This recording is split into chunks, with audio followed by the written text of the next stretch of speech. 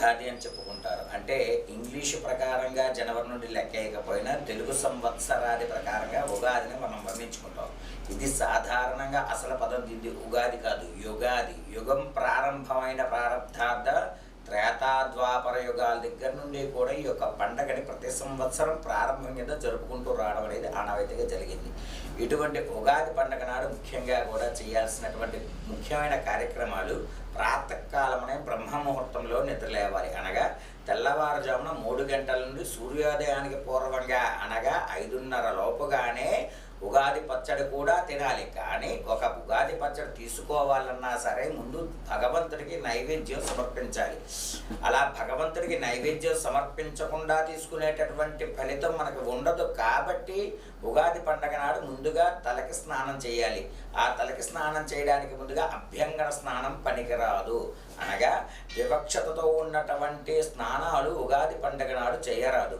వస్త్రాభరణులై ఒంటికి నువ్వుల నూనె పెట్టుకుని చక్కగా తలకి స్నానం కుంకుడుకాయ షీకాయలతో చేసుకోవచ్చు. అటువంటి స్నానం చేసినప్పుడు లక్ష్మీదేవి కటాక్షం వారి యొక్క శరీర తత్వానికి ధనప్రాప్తిని కలగజేస్తుంది. అలాగే ఈ ఉగాది పండగ నాడు ప్రాతకాలం నిద్రలేచి అలాగే ఉగాది పండగకి మనకు 5 రకాలు షడ్రుతులు 6 రకాలు ఉంటాయి. షడ్రుతువులతోనే కలిపి చేయబడినటువంటి ఏదైతే ఉగాది పచ్చడి ఉందో దాన్ని 10 మందికి ఇస్తూ మనం స్వీకరిస్తూ ఉండాలి. శరీర తత్వానికి ముఖ్యంగా ఉన్నటువంటిది యద్వర్షాదే నింబవన్ అధవర్షాదే సర్కయాన్ త్రైత. అంటే ముఖ్యంగా ఈ పచ్చడి చేసేటప్పుడు యద్వర్షాదే వర్షాకాలం ప్రారంధార్థం జరుగుతున్న దగ్గర నుండి ఉన్నటువంటి ఏదైతే చైత్రమాసం అంటే చిన్నప్పుడు నేర్చుకున్నాం చైత్రమాసంలోని పుష్పాలు చిగురించును మొక్కలు ప్రారంభమును అని. అటువంటి విధంగా చైత్ర ప్రారంధార్థమే మనం ఏదైతే ఉగాది వేప పువ్వుతోని బెల్లం ముక్కతోని చింతపండు పులుసుతోటి ఆవు నెయ్యి ఈ ముఖ్యమైన పదార్థాలని కలిపి ఒక ప్రసాదాన్ని తయారు చేసి ఆ రోజు పంచాంగ శ్రవణాన్ని చెప్పుకుంటారు. పంచాంగ శ్రవణం అంటే సంవత్సర ప్రారంభం నుండి తిరుగు మరు సంవత్సరం రావడానికి ముందు రవి మకర సంక్రాంతిలో ప్రవేశించే సమయం ఏదైతే సంక్రాంతి పండుగ ఉందో అక్కడ దాకా జరిగే సత్ఫలితాలన్నీ కూడా సంవత్సర నవనాయకులతో చెప్పుకోవడం జరుగుతుంది. అలాగే ప్రతి సంవత్సరానికి కూడా నవనాయకులు 9 మంది పరిపాలిస్తారు. వారి యొక్క పరిపాలన అలాగే వారి యొక్క విధి విధానాలు అలాగే వర్షాలు కొంచెం ఎవరి చేతిలో ఉంది ఇవన్నీ కూడా వివరణగా చెప్పడం జరుగుతుంది. మొదటికి వస్తే 9 మంది నాయకులు, అందులోని అశుభులు 6, శుభం చేసేవారు 3 మనకి ఉంటారు ఈ సంవత్సరం. అలాగే ఈ సంవత్సరం మనకి పుష్కరాలు ప్రతి సంవత్సరం వచ్చినట్టుగానే ఈ సంవత్సరం కూడా పుష్కరాలు మనకి ప్రారంభమయ్యాయి. ఆ పుష్కర నిర్ణయం కూడా చెప్పడం జరుగుతుంది ఉగాది నాడే. అలాగే ఈ సంవత్సరంలో రాజు రవి, మంత్రి చంద్రుడు, సైన్యాధిపతి ఆర్ఘ్యాధిపతి, మేఘాలకు కూడా అధిపతి రవే. కాబట్టి ధాన్యానికి అధిపతి కుజుడు, సస్యాధిపతి గురుడు, రసాధిపతి శని, నేరసాధిపతి బుధుడు. ఇలా అగుడు చేత నవనాయకుల్లోనే 3 అధిపతులు ఉన్నారు మంచివారు. ప్రభుత్వం నడుపడవారు నాయకులు. అలాగే దౌర్జన్యాలు, చిన్న చిన్న కుంభకోణాలు, చిన్న హింసలు కూడా బయటపడే అవకాశాలు ఈ సంవత్సరం ఎక్కువగా మనకు అవకాశాలు ఉంటాయి. అలాగే విద్యా సంస్థలు, వైద్య సదుపాయాలు, ఉద్యోగ అవకాశాలు కల్పించడం కూడా బాగా జరుగుతుంది. పరిశ్రమల అభివృద్ధి కూడా జరుగుతుంది. పండ్ల వ్యాపారాలు చేసేవారికి పండ్ల ఉత్పత్తులు కూడా బాగా జరుగుతాయి. అలాగే ఈ సంవత్సరం బంగారం వెండి ఆభరణ ధరలు ఎక్కువగా పెరుగుతాయి. మధ్యస్థమంగా మిగిలిన నిత్యావసర ధరలు తగ్గుతూ పెరుగుతూ ఉంటాయి మనకి. అలాగే రైతులు సమస్యలు అడిగి తెలుసుకుని వాటిని పరిష్కరించే సమాధానాలు కూడా జరుగుతూ ఉంటాయి నాయకుల ద్వారా. అలాగే స్త్రీలకు అన్ని రంగాల్లోని కూడా ప్రాముఖ్యత ఇవ్వబడుతుంది. రక్షణ సౌకర్యాలు ఏర్పాటు చేయడం జరుగుతుంది. పదవులు లభిస్తాయి. సురక్షితమైనటువంటి ప్రయాణాలు కూడా చేస్తూ ఉంటారు. ప్రముఖ వ్యక్తులు మరణాలకు సంభవిస్తాయి. దేవాలయాలు ఎక్కువగా అభివృద్ధి జరుగుతూ ఉంటాయి. అలాగే పవిత్రత కాపాడుకుంటారు. ప్రజల్లో భక్తిభావం పెరుగుతుంది. అలాగే రక్షణ శాఖ పటిష్టంగా పనిచేస్తుంది. కోర్టుల్లోని ఇదివరకు ఇతరత్ర వ్యవహారాల్లో కూడా కేసులు బాగా పరిష్కరించబడతాయి.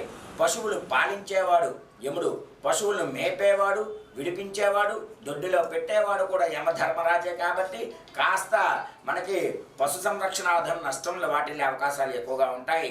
అలాగే నూతన రోగాలు పశువులకు ఎక్కువగా వచ్చే అవకాశం ఉంటుంది. అలాగే పశుగ్రాసానికి కూడా కొరత ఏర్పడే అవకాశం ఉంటుంది. పాల పదార్థాల ధరలు కూడా పెరుగుతాయి. పాడి పంటలు తగ్గుతాయి. రవి ఆరుద్ర నక్షత్ర ప్రవేశం 22/6/2025 జ్యేష్ఠ బహుళ ద్వాదశి ఆదివారం మధ్యాహ్నం 2:42 అగుట చేత రస్యానుకూలంగా కూడా వర్షాలు కురుస్తాయి. పంటలు బాగా కూడా పండుతాయి. పంటలకైతే ఎటువంటి అభ్యంతరాలు లేవు. అలాగే విశ్వావసునామ సంవత్సరం అంటే విశ్వ అంటే మొత్తం విశ్వమంతా కూడా, వసునామ సంవత్సరం అంటే ప్రపంచ దేశాలన్నీ కూడా సుభిక్షమైనటువంటి పరిపాలనా దక్షతతోని ధనధాన్య వ్యాపార వ్యవహార ఆయురారోగ్యాలతో ఉండే విధంగా కూడా ఈ విశ్వావసునామ సంవత్సరం మనకి నిర్ణయిస్తుంది అనమాట. విశ్వావసునామ సంవత్సరంలోని సాధారణంగా మనం వర్షాల గురించి ఎక్కువగా మాట్లాడుకుంటాం. ఈ సంవత్సరం ఎన్ని పాలు వర్షం వస్తుంది ఏంటని. మొత్తం 2 కుంచాల వర్షం ఉంటుంది. 2 కుంచాల వర్షంలోనే కూడా మనకి 10 భాగాలు సముద్రంలో పడుతుంది, 7 భాగాలు కొండలమే పడుతుంది, 2 భాగాలు భూమండలమే పడుతుంది. కాబట్టి బ్రతుకు తెరువు జీవనోపాధి నిమిత్తం ఉన్నటువంటి వర్షాపాంతం మనకి సరిపోతుంది. అలాగే మొత్తం 16 వీసాల పంట మనకి ఈ సంవత్సరం పడుతుంది. ఆ 16 వీసాల పంటలోని కూడా 8 వీసాల పంట మన చేతికి వస్తుంది. 8 వీసాల పంట పిచుకలోనో భూసారవనో దున్నుకోవడంలోనో కొంత నిర్విక్తం అవుతుంది. ఈ విధంగా 16 వీసాల పంట కూడా మనకి సంవత్సర ఫలితాల్లోని కలవడం జరుగుతుంది. అలాగే ప్రతి సంవత్సరం లాగా ఈ సంవత్సరం కూడా మనకి పుష్కరం వచ్చింది. 14/5/2025 శ్రీ విశ్వావసునామ సంవత్సరం వైశాఖ బహుళ విధియ బుధవారం రాత్రి 10:36 గురుడు మిథున రాశిలో ప్రవేశించడం చేత సూర్యాస్తమయం కాబట్టి తర్వాత సంక్రాంతి మనకి అగుడు చేత మరుసటి రోజు అనగా 15/5/2025 లగాయతు అనగా 26/5/2025 వరకు కూడా వైశాఖ బహుళ చతుర్దశి సోమవారం వరకు 12 దినములు మనకి సరస్వతీ నది పుష్కరాలు ఈ సంవత్సరం వచ్చాయి. ఈ సరస్వతీదేవి పుష్కరాలు మనకి సంగమం, త్రివేణి సంగమం అంటారు. ఇది అలహాబాదు, ప్రయాగ, బ్రహ్మణదోవరం ఈ ప్రాంతాల్లో ఎక్కువగా కూడా సరస్వతి ఈ నది పుష్కరాలు చేస్తూ ఉంటారు. 12 రోజులు కూడా ఆ నదులు ఎందు స్నానాన్ని అర్పించి తర్పణాలు చేసి పిండ ప్రధానాలు చేసుకొని పితృదేవత పుణ్యకార్యాలని కూడా ఆచరించుకోవచ్చును. అలాగే మూఢం ఈ సంవత్సరం మనకి 10/6/2025 మంగళవారం గురుమూఢం ప్రారంభమవుతుంది.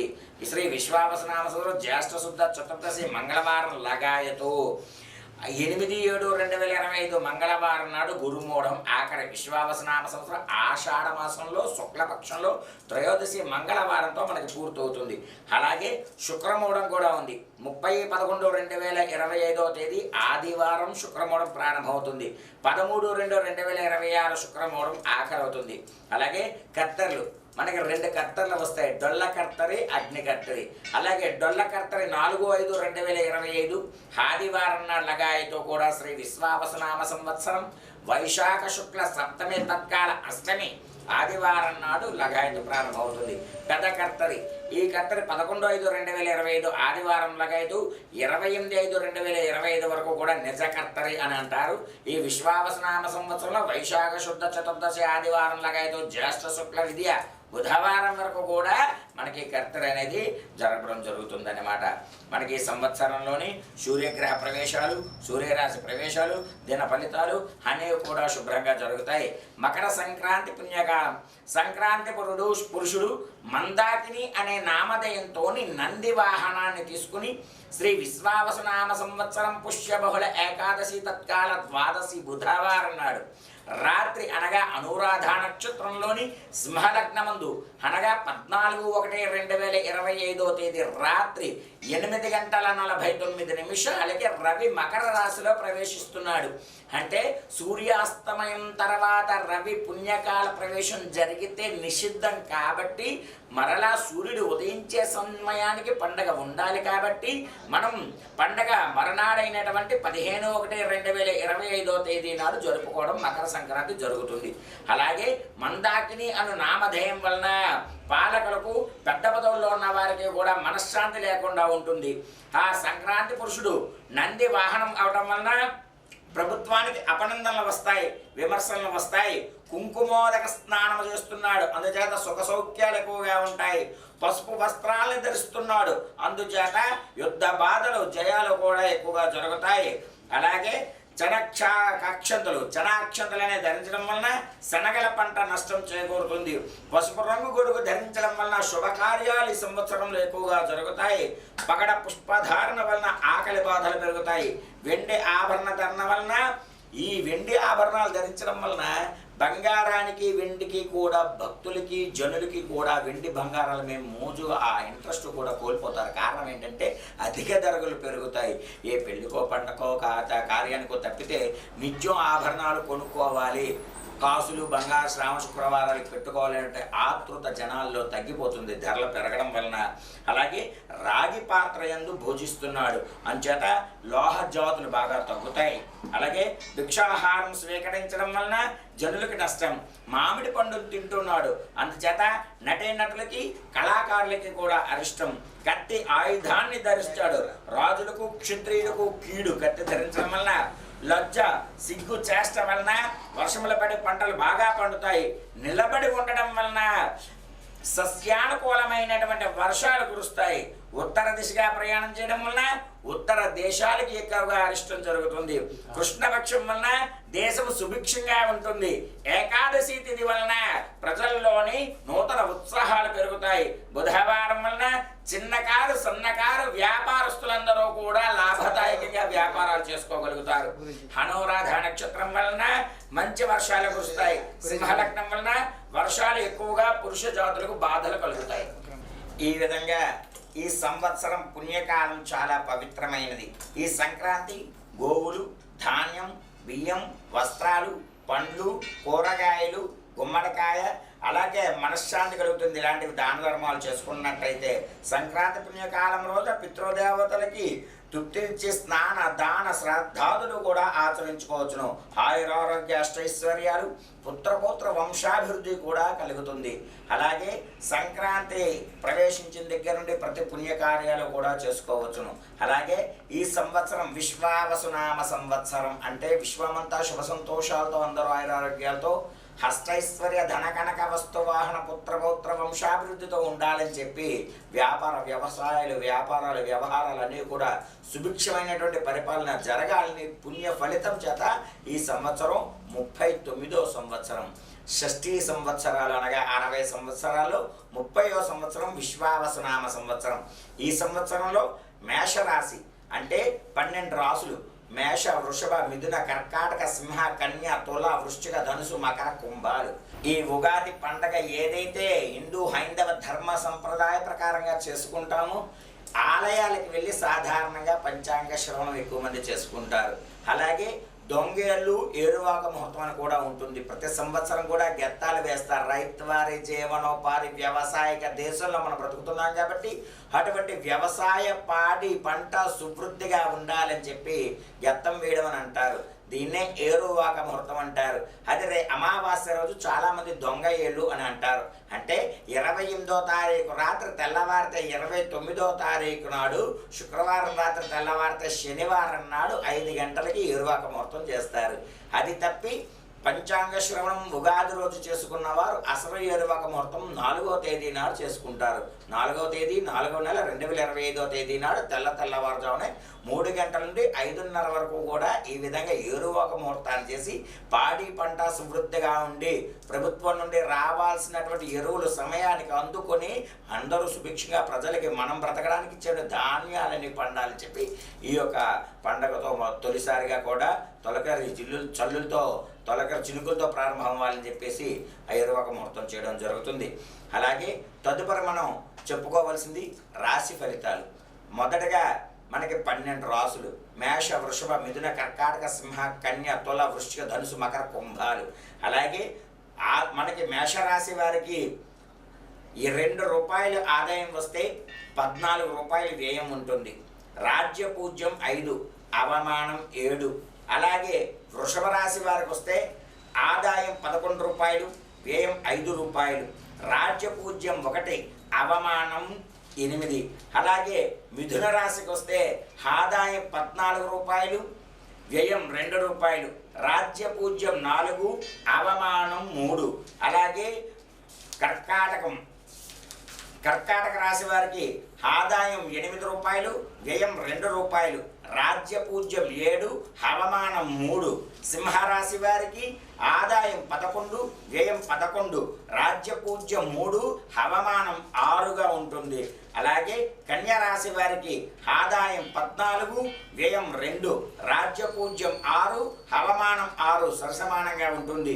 తులరాశి వారికి ఆదాయం 11, వ్యయం 5, రాజ్య పూజ్యం 2, అవమానం కూడా 2.